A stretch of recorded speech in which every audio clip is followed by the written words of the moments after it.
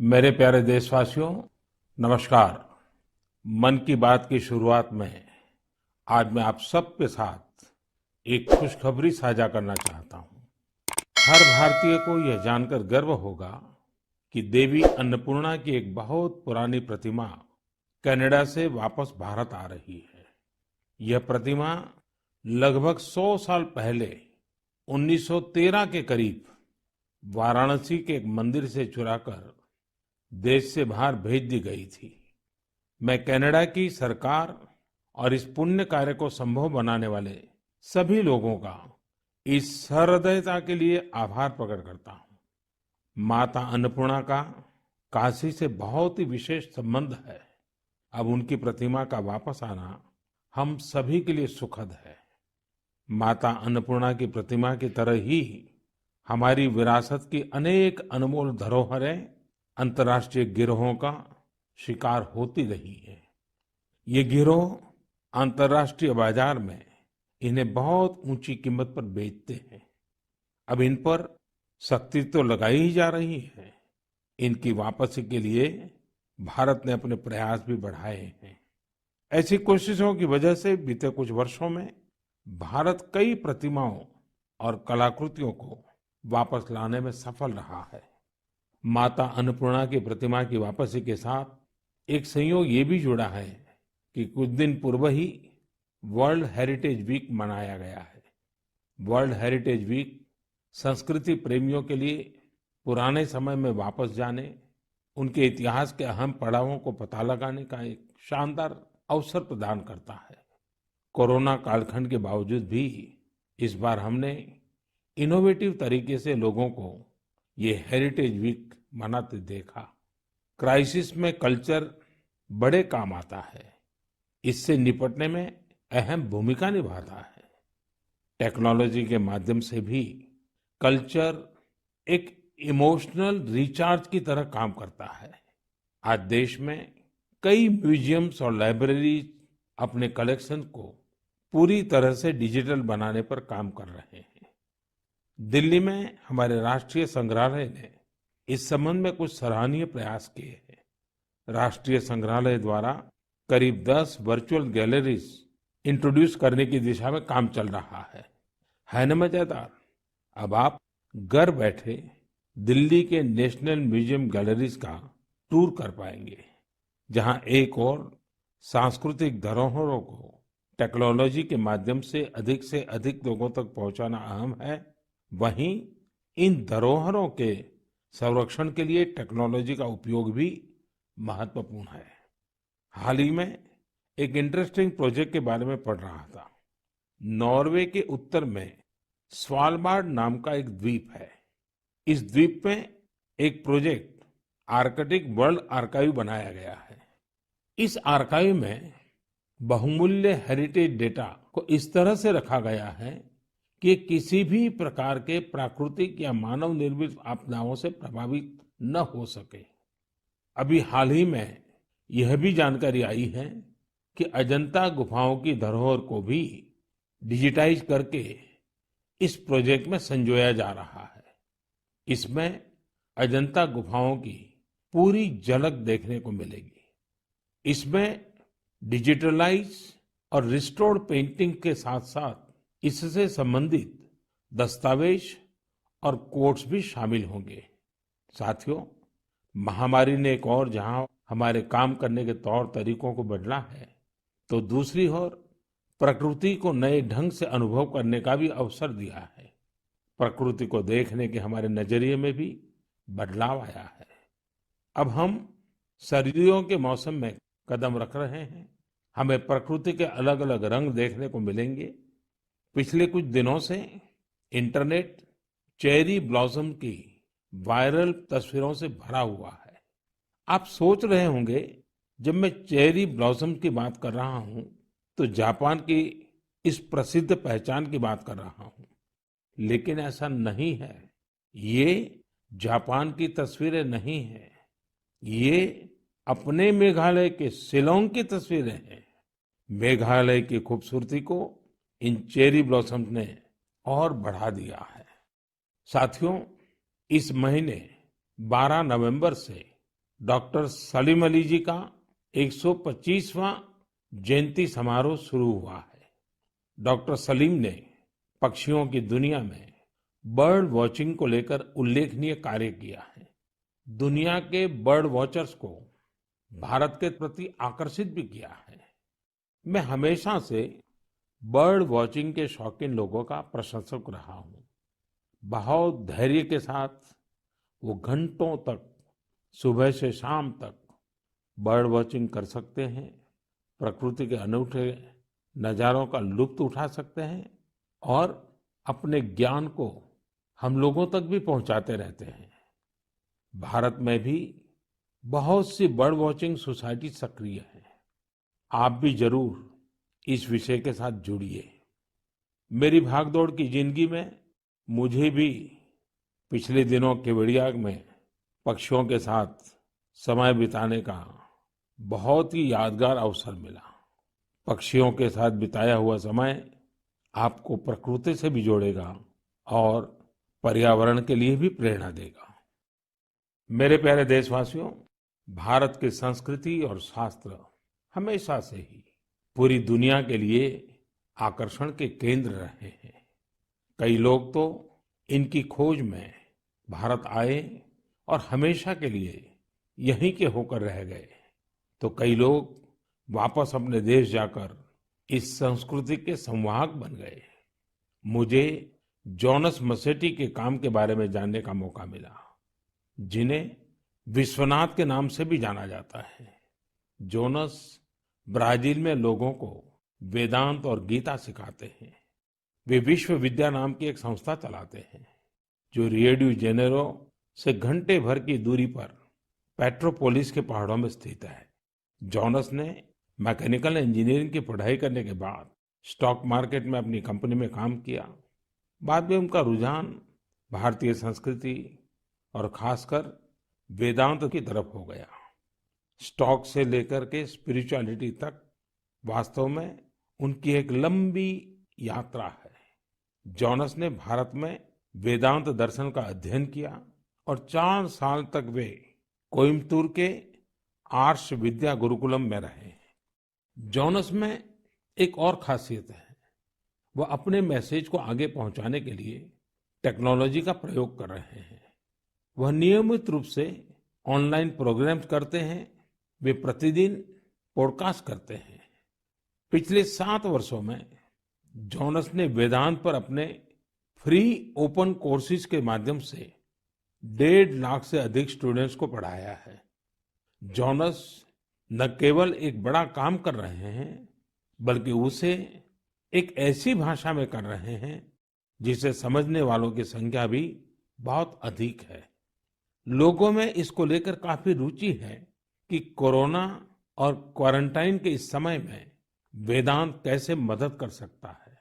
मन की बात के माध्यम से मैं जॉनस को उनके प्रयासों के लिए बधाई देता हूं और उनके भविष्य के प्रयासों के लिए शुभकामनाएं देता हूं। साथियों, इसी तरह अभी एक खबर पर आपका ध्यान जरूर गया होगा। न्यूजीलैंड में वहां के नवनिर्वाचित एमपी डॉक्टर गौरव शर्मा ने विश्व की प्राचीन भाषाओं में से एक संस्कृत भाषा में शपथ ली है। एक भारतीय के तौर पर भारतीय संस्कृति का ये प्रसार हम सबको गर्व से भर देता है। मन की बात के माध्यम से मैं गौरव शर्मा जी को शुभकामनाएं देता हूं। हम सभी की कामना है कि वो न्यूजीलैंड के लोगों की सेवा में नई उपलब्धियां प्राप्त करें।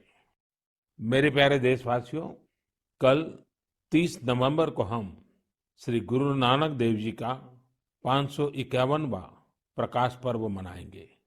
पूरी दुनिया में गुरु नानक देव जी का प्रभाव स्पष्ट रूप से दिखाई देता है। वैंकूवर से वेलिंगटन तक, सिंगापुर से साउथ अफ्रीका तक उनके संदेश हर तरफ सुनाई देते हैं। गुरु ग्रंथ साहिब में कहा गया है, सेवक को सेवा बन आई, यानी सेवक का काम सेवा करना है। बीते कुछ वर्षों में कई अहम पड़ाव आए और एक सेवक के तौर पर हमें बहुत कुछ करने का अवसर मिला। गुरु साहिब ने हमसे सेवा ली। गुरु नानक देव जी का ही 550वां प्रकाश पर्व, श्री गुरु गोविंद सिंह जी का 350वां प्रकाश पर्व, अगले वर्ष श्री गुरु तेग बहादुर जी का 400वां प्रकाश पर्व भी है। मुझे महसूस होता है कि गुरु साहब की मुझ पर विशेष कृपा रही, जो उन्होंने मुझे हमेशा अपने कार्यों में बहुत करीब से जोड़ा है। साथियों, क्या आप जानते हैं कि कच्छ में एक गुरुद्वारा है, लखपत गुरुद्वारा साहब। श्री गुरु नानक जी अपनी उदासी के दौरान लखपत गुरुद्वारा साहिब में रुके थे। 2001 के भूकंप से इस गुरुद्वारे को भी नुकसान पहुंचा था। यह गुरु साहिब की कृपा ही थी कि मैं इसका जीर्णोद्धार सुनिश्चित कर पाया। न केवल गुरुद्वारा की मरम्मत की गई, बल्कि उसके गौरव और भव्यता को भी फिर से स्थापित किया गया। हम सबको गुरु साहिब का भरपूर आशीर्वाद भी मिला। लखपत गुरुद्वारा के संरक्षण के प्रयासों को 2004 में UNESCO Asia Pacific heritage award में अवार्ड ऑफ डिस्टिंक्शन दिया गया। अवार्ड देने वाली जूरी ने यह पाया कि मरम्मत के दौरान शिल्प से जुड़ी बारीकियों का विशेष ध्यान रखा गया। जूरी ने यह भी नोट किया कि गुरुद्वारा के पुनर्निर्माण कार्य में सिख समुदाय की न केवल सक्रिय भागीदार रही, बल्कि उनके ही मार्गदर्शन में ये काम हुआ। लखपत गुरुद्वारा जाने का सौभाग्य मुझे तब भी मिला था जब मैं मुख्यमंत्री भी नहीं था। मुझे वहां जाकर असीम ऊर्जा मिलती थी। इस गुरुद्वारे में जाकर हर कोई खुद को धन्य महसूस करता है।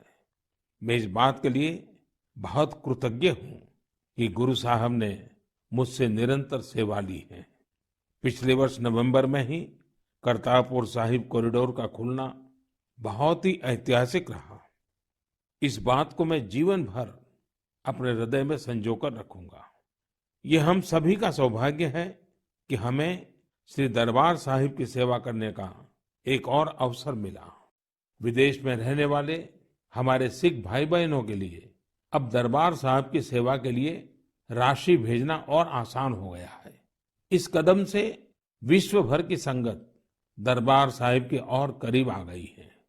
साथियों, ये गुरु नानक देव जी ही थे जिन्होंने लंगर की परंपरा शुरू की थी, और आज हमने देखा कि दुनिया भर में सिख समुदाय ने किस प्रकार कोरोना के इस समय में लोगों को खाना खिलाने की अपनी परंपरा को जारी रखा है।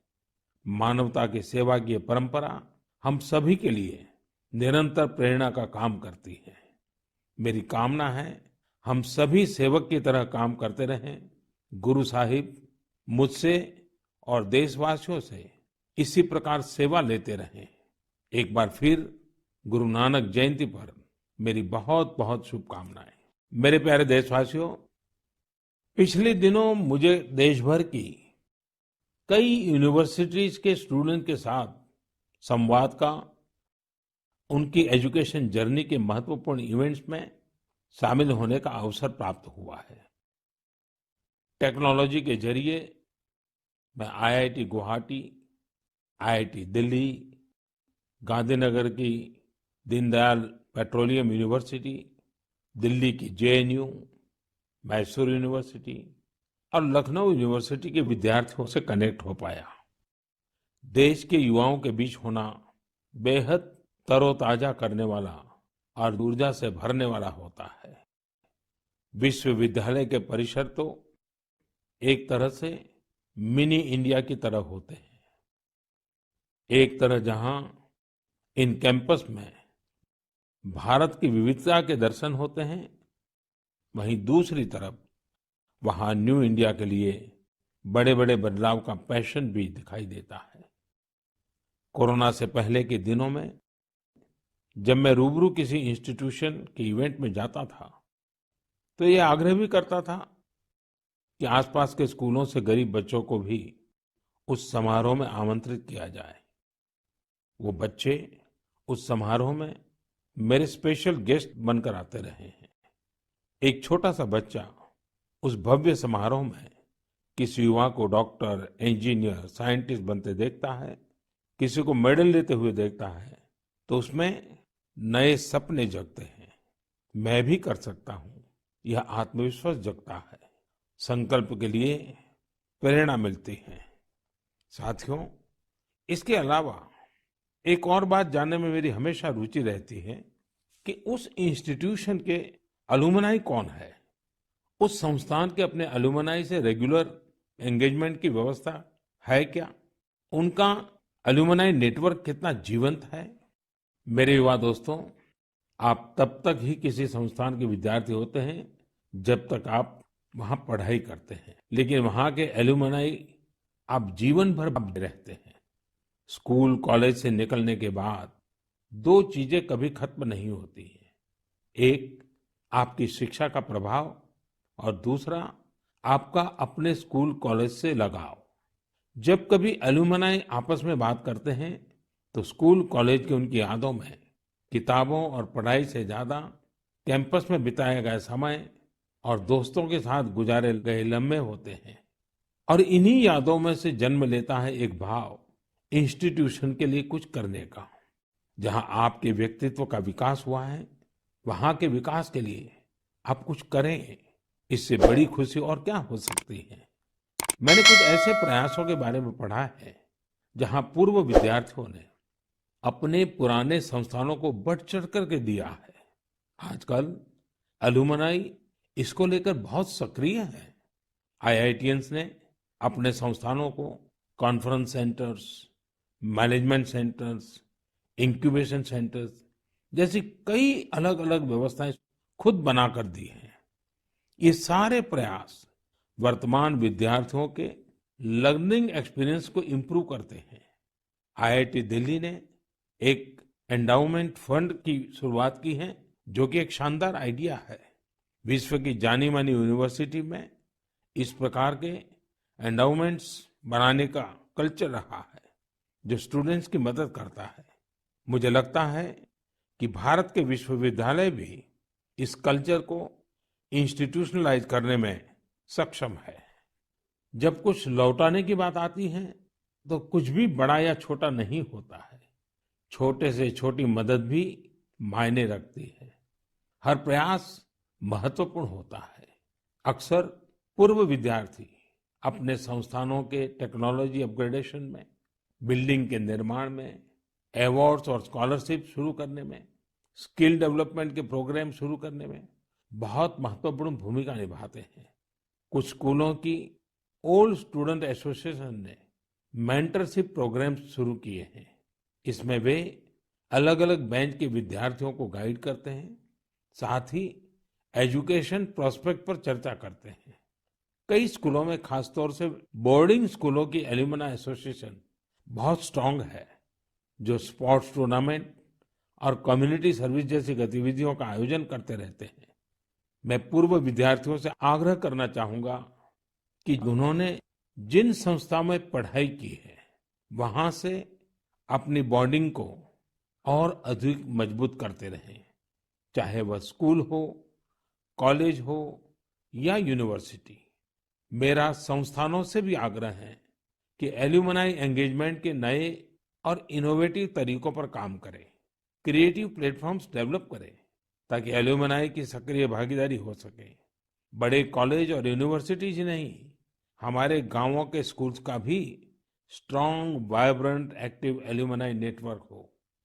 मेरे प्यारे देशवासियों, 5 दिसंबर को श्री अरबिंदो की पुण्यतिथि है।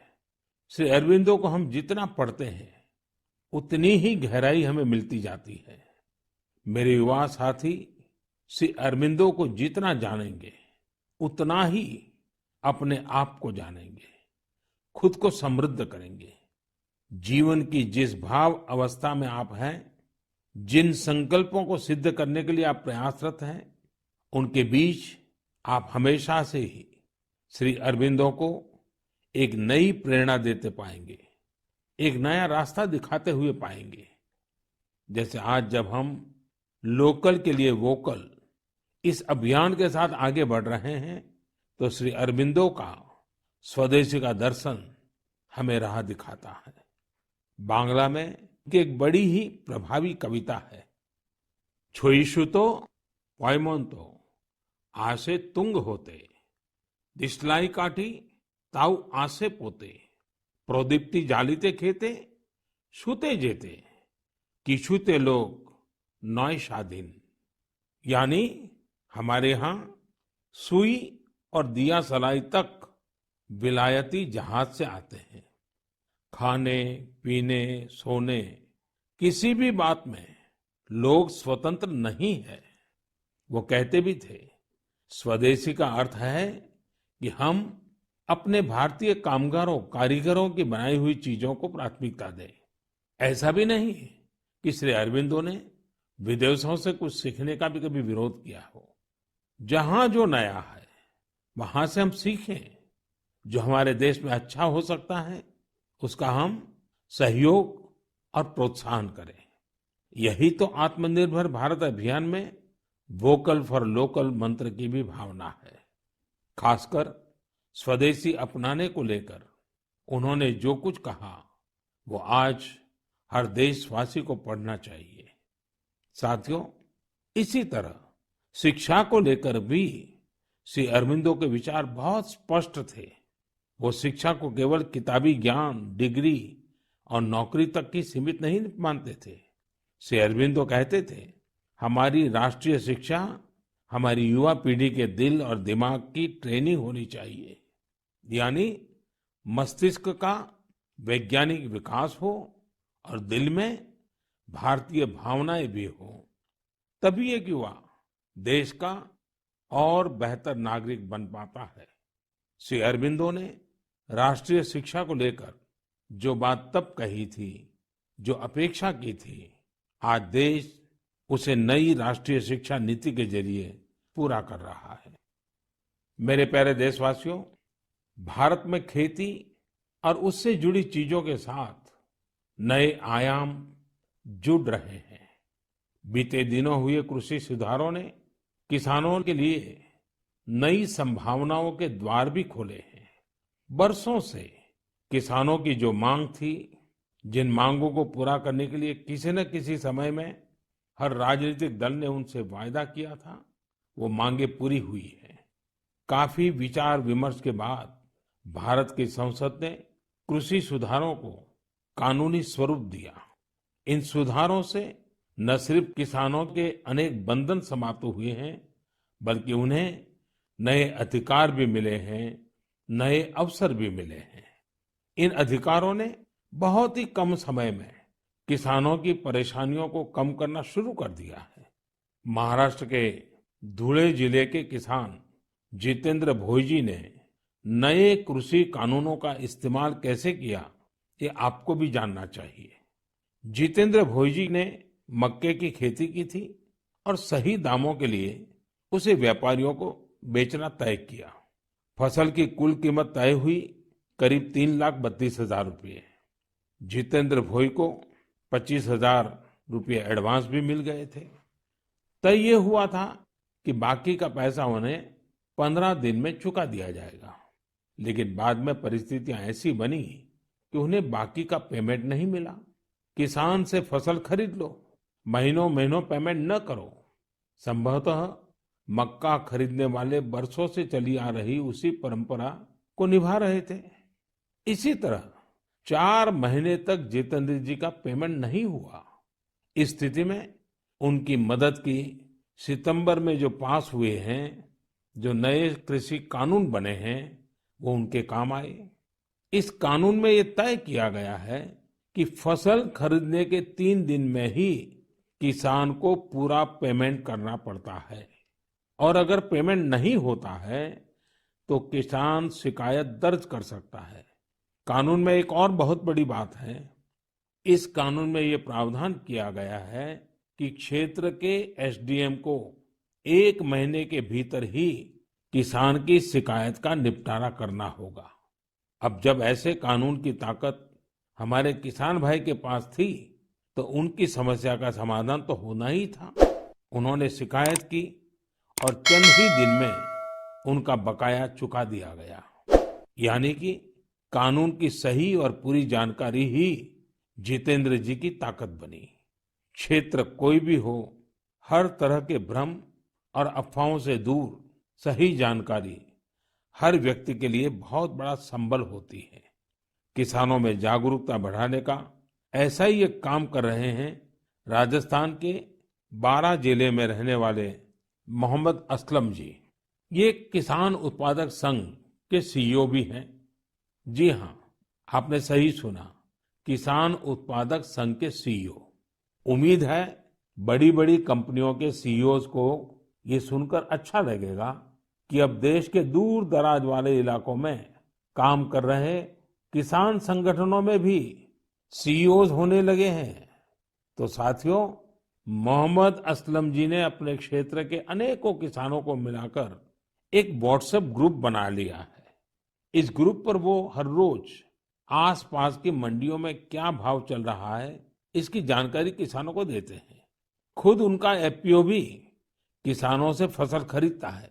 इसलिए उनके इस प्रयास से किसानों को निर्णय लेने में मदद मिलती है। साथियों, जागरूकता है तो जीवंतता है। अपनी जागरूकता से हजारों लोगों का जीवन प्रभावित करने वाले एक कृषि उद्यमी श्री वीरेंद्र यादव जी हैं। वीरेंद्र यादव जी कभी ऑस्ट्रेलिया में रहा करते थे। 2 साल पहले ही वो भारत आए और अब हरियाणा के कैथल में रहते हैं। दूसरे लोगों की तरह ही खेती में पराली उनके सामने भी एक बड़ी समस्या थी। इसके सॉल्यूशन के लिए बहुत व्यापक स्तर पर काम हो रहा है। लेकिन आज मन की बात में मैं वीरेंद्र जी को विशेष तौर पर जिक्र इसलिए कर रहा हूं क्योंकि उनके प्रयास अलग है, एक नई दिशा दिखाते हैं।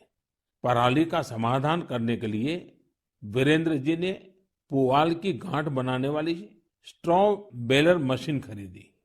इसके लिए उन्हें कृषि विभाग से आर्थिक मदद भी मिली। इस मशीन से उन्होंने पराली के गट्ठे बनाना शुरू कर दिया। गट्ठे बनाने के बाद उन्होंने पराली को एग्रो एनर्जी प्लांट और पेपर मिल को बेच दिया। आप जानकर हैरान रह जाएंगे कि वीरेंद्र जी ने पराली से सिर्फ 2 साल में 1.5 करोड़ रुपए से ज्यादा का व्यापार किया है और उसमें भी लगभग 50 लाख रुपए मुनाफा कमाया है। इसका फायदा उन किसानों को भी हो रहा है जिनके खेतों से वीरेंद्र जी पराली उठाते हैं। हमने कचरे से कंचन की बात तो बहुत सुनी है, लेकिन पराली का निपटारा करके पैसा और पुण्य कमाने का यह अनोखा उदाहरण है। मेरा नौजवानों, विशेषकर कृषि की पढ़ाई कर रहे लाखों विद्यार्थियों से आग्रह है कि वो अपने आसपास के गांवों में जाकर किसानों को आधुनिक कृषि के बारे में, हाल में हुए कृषि सुधारों के बारे में जागरूक करें। ऐसा करके आप देश में हो रहे बड़े बदलाव के सहभागी बनेंगे। मेरे प्यारे देशवासियों, मन की बात में हम अलग अलग भांति भांति के अनेक विषयों पर बात करते हैं, लेकिन एक ऐसी बात को भी 1 साल हो रहा है जिसको हम कभी खुशी से याद नहीं करना चाहेंगे। करीब करीब 1 साल हो रहे हैं जब दुनिया को कोरोना के पहले केस के बारे में पता चला था। तब से लेकर अब तक पूरे विश्व ने अनेक उतार चढ़ाव देखे हैं। लॉकडाउन के दौर से बाहर निकलकर अब वैक्सीन पर चर्चा होने लगी है, लेकिन कोरोना को लेकर किसी भी तरह की लापरवाही अब भी बहुत घातक है। हमें कोरोना के खिलाफ अपनी लड़ाई को मजबूती से जारी रखना है। साथियों, कुछ दिनों बाद ही 6 दिसंबर को बाबा साहब आम्बेडकर की पुण्यतिथि भी है। ये दिन बाबा साहब को श्रद्धांजलि देने के साथ ही देश के प्रति अपने संकल्पों, संविधान ने एक नागरिक के तौर पर अपने कर्तव्यों को निभाने की जो सीख हमें दी है, उसे दोहराने का है। देश के बड़े हिस्से में सर्दी का मौसम भी जोर पकड़ रहा है। अनेक जगहों पर बर्फबारी हो रही है। इस मौसम में हमें परिवार के बच्चों और बुजुर्गों का, बीमार लोगों का विशेष ध्यान रखना है। खुद भी सावधानी बरतनी है। मुझे खुशी होती है जब मैं ये देखता हूं कि लोग अपने आसपास के जरूरतमंदों की भी चिंता करते हैं। गर्म कपड़े देकर उनकी मदद करते हैं। बेसहारा जानवरों के लिए भी सर्दियां बहुत मुश्किल लेकर आती हैं। उनकी मदद के लिए भी बहुत लोग आगे आते हैं। हमारी युवा पीढ़ी इस तरह के कार्यों में बहुत बढ़ चढ़कर सक्रिय होती है। साथियों, अगली बार जब हम मन की बात में मिलेंगे तो 2020 का ये वर्ष समाप्ति की ओर होगा। नई उम्मीदें, नए विश्वास के साथ हम आगे बढ़ेंगे। आप जो भी सुझाव हो, आइडियाज हो, उन्हें मुझ तक जरूर साझा करते रहिए। आप सभी को बहुत बहुत शुभकामनाएं। आप सब स्वस्थ रहें, देश के लिए सक्रिय रहें। बहुत बहुत धन्यवाद।